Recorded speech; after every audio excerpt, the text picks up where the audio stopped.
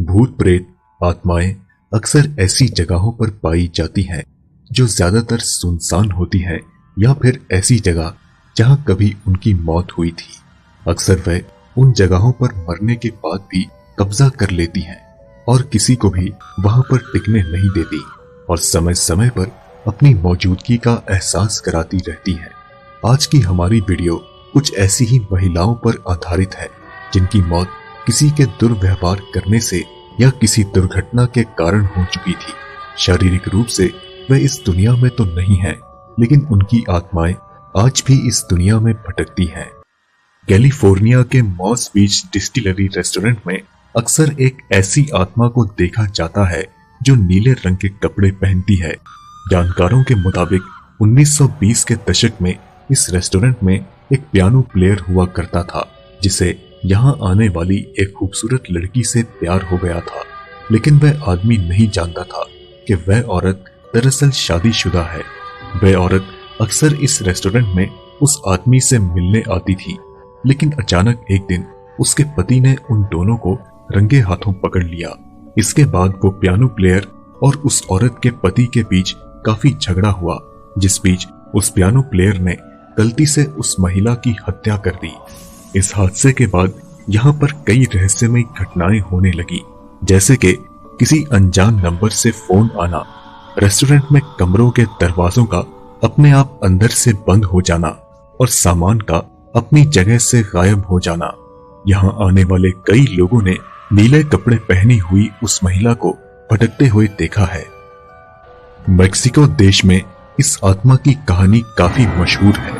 कहा जाता है कि 1930 के दशक में मेक्सिको के जॉरेस अस्पताल में यूलेलिया नाम की एक नर्स काम करती थी। यूलेलिया साफ सुथरे और प्रेस किए हुए कपड़े पहनने के लिए काफी मशहूर थी, इसलिए उसे स्थानीय भाषा में ला प्लैंकाडा यानी साफ सुथरी महिला के नाम से जाना जाने लगा। यूलेलिया काफी शांत स्वभाव की महिला थी और काम से काम रखती थी। कहा जाता है कि जब उस अस्पताल में एक नए डॉक्टर ने ज्वाइन किया था तो यूलेलिया को उससे प्यार हो गया और जल्द ही उन दोनों की शादी भी होने वाली थी। लेकिन कहा जाता है कि एक दिन जब वह डॉक्टर कोई सेमिनार अटेंड करने गया तो वहां उसने किसी और लड़की से शादी कर ली, जिससे यूलेलिया को बहुत ही गहरा सदमा पहुंचा। इसी के चलते वह काम भी ठीक से नहीं कर पाती थी, जिस कारण उसकी लापरवाही से एक मरीज की मौत हो गई। उसे इस बात का इतना गहरा सदमा लगा कि उसने एक दिन अस्पताल में ही दम तोड़ दिया। जानकारों के मुताबिक अक्सर यहाँ पर उसकी आत्मा को भटकते हुए देखा जाता है, जो आज भी अपनी ड्यूटी निभाती हुई नजर आती है। 18वीं सदी में कनाडा के न्यू ब्रंसविक में सिस्टर इनोकियो नाम की एक नन को सिर काटकर हत्या कर दी गई थी, जिसके बाद उसकी आत्मा आज भी अपने सिर को तलाशती हुई भटकती है। सिस्टर मैरी की मौत को लेकर दो अलग अलग कहानियां मशहूर हैं। एक कहानी के अनुसार एक पागल हत्यारे ने मैरी इनोकियो की किसी अज्ञात कारण से सिर काटकर हत्या कर दी और उसके सिर को पास के जंगल में छुपा दिया। वहीं एक और कहानी के अनुसार सिस्टर मैरी से एक बार दो लुटेरों ने एक खजाने के बारे में पूछा था, जो उसने उनके दबाव डालने के बाद भी नहीं बताया। इस बात से तंग आकर उन लुटेरों ने उसका सर काट दिया। लोगों का कहना है कि अक्सर सिस्टर मैरी की आत्मा रात के समय लोगों से अपने कटे हुए सिर के बारे में पूछती रहती है। एने बोलीन किंग हेनरी 8वें की दूसरी पत्नी थी। किंग हेनरी ने उससे इसलिए शादी की थी क्योंकि वह उससे एक बेटा चाहता था, लेकिन इस बार भी उसकी एक बेटी ही हुई, जिससे तंग आकर हेनरी ने एक और शादी की और गुस्से में आकर अन्ना को जेल में डाल दिया और फिर लंदन टावर के पास उसका सिर काटकर उसकी हत्या कर दी। इस हादसे के बाद लंदन टावर के पास अक्सर एक सिर कटी महिला को भटकते हुए देखा जाता है। जानकारों के मुताबिक ये आत्मा एने बोलीन की ही है। दोस्तों, मेडिएवल युग में यूरोप में विच हंटिंग नाम का रिवाज बेहद प्रचलित था, जिसमें महिलाओं को डायन होने के इल्जाम में जिंदा जला दिया जाता था। एग्नेस सैमसन नाम की एक महिला के साथ भी कुछ ऐसा ही हुआ।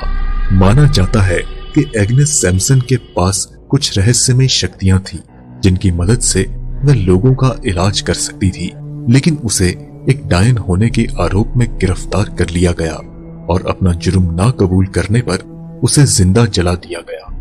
माना जाता है कि जिस जगह उसे जिंदा जलाकर मारा गया था उस जगह हॉलीवुड नाम का एक पैलेस है जहां पर अक्सर बिना कपड़ों के एक महिला की आत्मा को भटकते हुए देखा जाता है। रेहम हॉल इंग्लैंड का सबसे भूतहा स्थान माना जाता है जहां पर एक सफेद सी परछाई को घूमते हुए देखा जाता है। उस परछाई को ब्राउन लेडी की आत्मा के नाम से जाना जाता है। दोस्तों, ब्राउन लेडी दरअसल लेडी डोरोथी नाम की एक महिला थी जिसे चार्ल्स टाउनशेंड नामी एक ब्रिटिश अधिकारी से प्यार हो गया था। चार्ल्स टाउनशेंड एक शादीशुदा इंसान था, लेकिन जब उसकी पत्नी की मौत हो गई तो उसने लेडी डोरोथी से शादी कर ली। शादी के कुछ दिनों बाद लेडी डोरोथी को चार्ल्स वार्टन नाम के एक आर्टिस्ट के साथ देकर चार्ल्स टाउनशेंड ने सजा के तौर पर उसे जिंदगी भर के लिए एक कमरे में बंद कर दिया और वहां पर लेडी डोरोथी की मौत हो गई। उसकी मौत के कई सालों बाद भी इस हॉल में उसकी परछाई को देखा जाता है। कहा जाता है कि यहाँ पर मार्था नाम की एक अमीर घराने की लड़की रहने आई थी।